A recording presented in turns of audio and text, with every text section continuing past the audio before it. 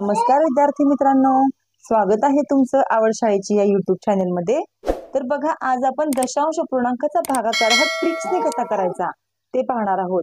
बघा, याच्या अगोदर आपण दशांश पूर्णांकाचा भागाकार घेतलेला आहे, पण तो बेसिक पद्धतीने म्हणजे नियमाप्रमाणे कसा करायचा ते आपण पाहिलेलं आहे। पण आज आपण एका सेकंदात याचं उत्तर काढू शकतो आणि ट्रिक्सने आपण एकदम 4 ट्रिक्स पाहणार आहोत मित्रांनो। आणि त्या ट्रिक्स प्रमाणे कसा करायचा दशांश पूर्णांकाचा भागाकार ते आपण आज पाहणार आहोत। तर बघा मित्रांनो, आज आपण एक एक्झाम्पल घेऊया। समजा इथं 6 आहे आणि इथं खाली समजा 8 आहे मित्रांनो। वर 6 आहे आणि खाली 8 आहे। तर बघा, आता या संख्येला भाग घालवायचा आहे। मग आता भाग घालवायचा आहे म्हणजे छेदाने वर अंशाला भाग घालवायला पाहिजे आपल्याला। म्हणजे 6 भागिले 8 आहे, भागाकारामध्ये 8 आहे, त्यामुळे 8 ने आपल्याला भाग घालवायचा आहे। तर बघा, आता 8 ने 6 ला भाग जातो का?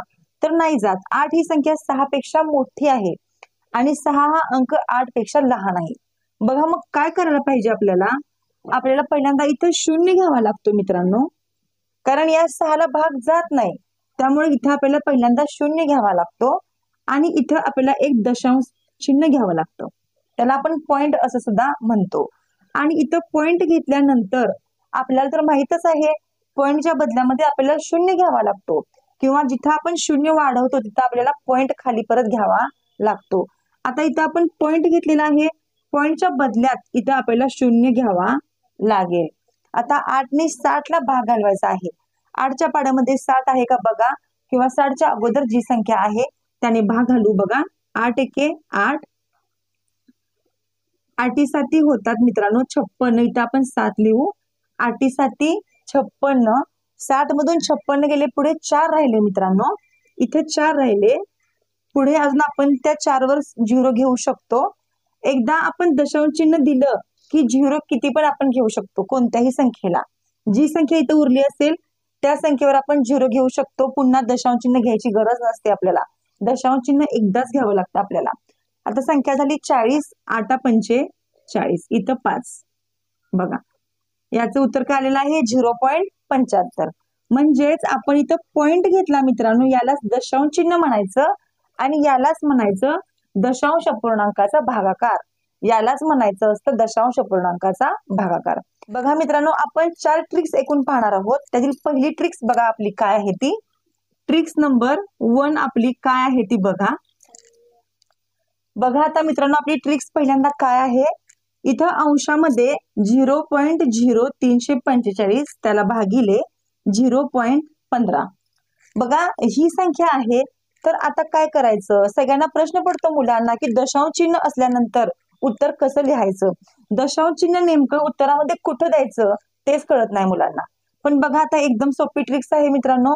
इथं पहिल्यांदा आपण लिहून घेऊ, अंशामध्ये दशांश चिन्हानंतर संख्या किती आहे ते लिहून घेऊ आपण पहिल्यांदा। दशांश चिन्ह इथं आहे 1 2 3 4, 4 संख्या कुठे आहेत मित्रांनो? अंशात आहेत, दशांश चिन्हानंतर। आणि छेदामध्ये बघू आपण, दशांश चिन्हानंतर संख्या 2 आहेत मित्रांनो, त्या 2 संख्या आपण इथे खाली लिहून घेऊ छेदामध्ये। हे पहिल्यांदा आपण लिहून घ्यायचं, दशांश चिन्हानंतर अंशात किती संख्या आहेत आणि छेदामध्ये किती संख्या आहेत ते लिहिलं। आता आपण या संख्यांचा भागाकार करायचा, पण दशांश चिन्ह नाही असं समजायचं आपण। बघा, 345 छेद 15, यात दशांश चिन्ह नाही असं समजून आपण भागाकार करू। 15 ने या संख्येला भाग देऊ। बघा, 15 एके 15, 15 दोन्ही 30 मित्रांनो, संख्या पुढे राहिली 45 आणि 15 त्रिक 45। उत्तर काय आलं आपलं? 23 हे उत्तर आलेलं आहे। उत्तर आपलं काय आलं मित्रांनो? 23। तर बघा, आता इथे आपण काय लिहून घेतलं होतं, अंशामध्ये संख्या 4 आहेत दशांश चिन्हानंतर, छेदामध्ये 2 आहेत दशांश चिन्हानंतर। तर या 4 मधून 2 मायनस करायचे मित्रांनो, 4 मधून 2 मायनस करायचे, आपलं उत्तर येणार आहे 2।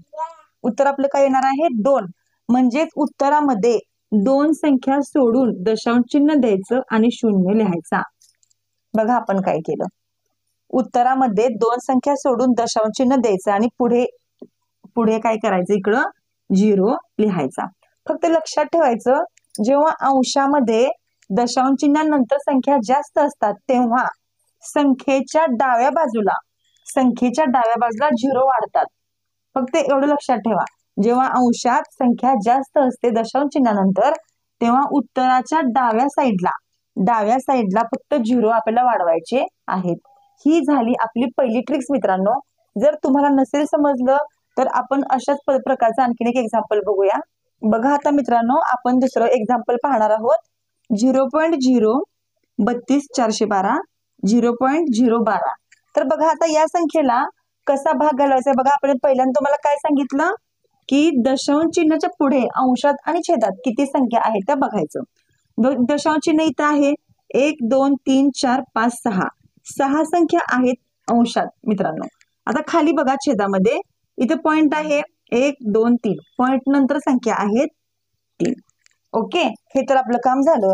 आता आपण दशांश चिन्ह नाही असं समजायचं आणि संख्येला भाग द्यायचा. 32,412 त्याला भागिले फक्त 12. आता 12ने या संख्येला भाग देऊ बघा आपण. आता 12 एके 12, 12ने 3 ला भाग जात नाही मित्रांनो, डायरेक्ट 32 ला भाग घालू आपण.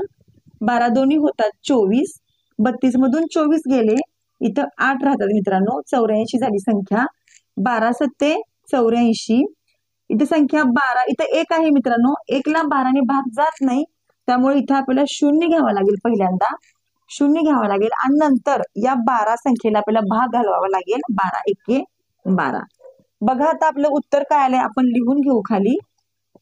2701 हे आपलं उत्तर आलेलं आहे.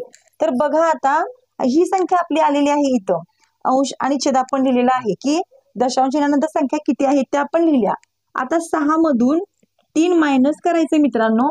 6 तून 3 गेले, 3 राहिले.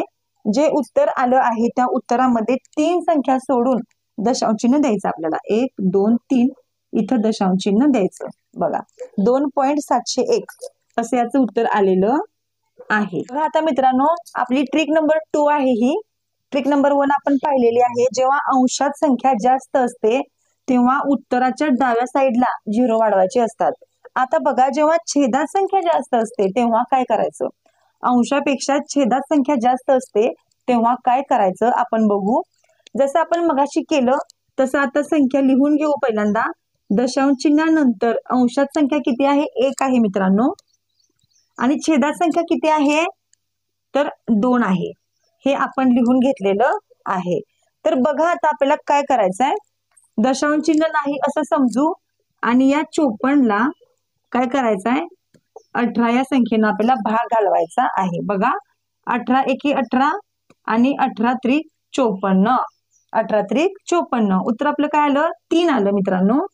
तर बघा आता फक्त एवढंच लक्षात ठेवायचं आहे की छेदात इथं आपण हे पण संख्या मायनस करू. 2 मधून 1 घालू आपण.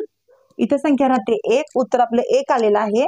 जेव्हा छेदात संख्या जास्त असते मित्रांनो तेव्हा उत्तराच्या उजव्या बाजूला 0 वाढवायचा असतो. पॉइंट वगैरे द्यायचा नाही, काय नाही. जेव्हा छेदामध्ये संख्या जास्त असते अंशापेक्षा पॉइंट नंतर, तेव्हा फक्त उत्तराच्या समोर उजव्या साईडला फक्त 0 वाढवायचे आहेत. ते पण ही संख्या मायनस करून. इथं 1 आलं त्यामुळे आपण इथं 1 0 दिलेला आहे. नसेल समजलं तुम्हाला तर आपण आणखीन एक एक्झाम्पल बघूया. बघा आता आपली संख्या काय आहे, 5.6 0.14. तर बघा आता इथं पण सेम तसंच आहे. पॉइंट नंतर 1 संख्या आहे मित्रांनो आणि इथं पण छेदामध्ये 2 संख्या आहेत पॉइंट नंतर. आता बघा इथं 56 आणि खाली 14. आता 14ने 56ला भाग घालवायचा आहे. बघा 14 एके 14, 14 चोक 56, 14 चोक 56. आता हे 4 इथे लिहून घ्यायचं. पुन्हा मित्रांनो 2 मधून 1 घालवायचा, 1 राहतं. 1 आहे, बाकी 1 राहिली, त्यामुळे इथं 1 0 वाढवायचा आहे. पॉइंट वगैरे काही द्यायचा नाही. बघा छेदामध्ये असल्यानंतर एकदम सोपं आहे. तर बघा आता आपल्या 2 ट्रिक्स झाल्या मित्रांनो. आपण तिसरी ट्रिक्स बघू. आपली ट्रिक्स नंबर 3 काय आहे बघू आपण. तेव्हा दशांश चिन्हानंतर संख्या समान असेल मित्रांनो तर उत्तर कसं लिहायचं. दशांश चिन्ह बघा, इथं दशांश चिन्हानंतर संख्या समान आहे. दशांश इथं संख्या 1च आहे, म्हणजे 3 ही संख्या 1च आहे आणि 9 ही संख्या 1च आहे. छेदामध्ये पण जास्त नाही आणि अंशामध्ये पण जास्त संख्या नाहीये. तर कसं करायचं बघा. दशांश चिन्ह नाही असं समजू आपण. 63 9 आता 9 ने भाग घालू आपण 63 ला. 9 एके 9, 9 सत्ते 63.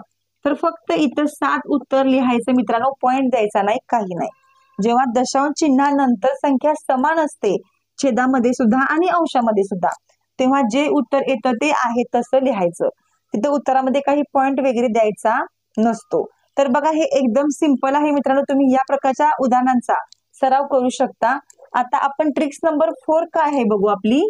इथं 4.84 आणि छेदामध्ये 0.08 ही संख्या दिलेली आहे. तर इथं पण दशांश चिन्हानंतर संख्या सारखी आहे, पण जर संख्येला भाग नाही गेला तर आपल्याला तिथं उत्तरामध्ये पॉइंट घ्यावा लागतो मित्रांनो. ते कसं लिहायचं बघा. संख्या लिहून घेऊ आपण पहिल्यांदा. 484 दशांश चिन्ह यातलं काढून टाकायचं आहे आपण, आणि हे 8. आता या 8 ने आपण 484 ला भाग घालू मित्रांनो. बघा 8 एके 8, 8 ने 4 ला भाग जात नाही, त्यामुळे 2 संख्यांना भाग घालू आपण. 8 सख्ख होतात मित्रांनो 48. बघा 8 सख्ख 48.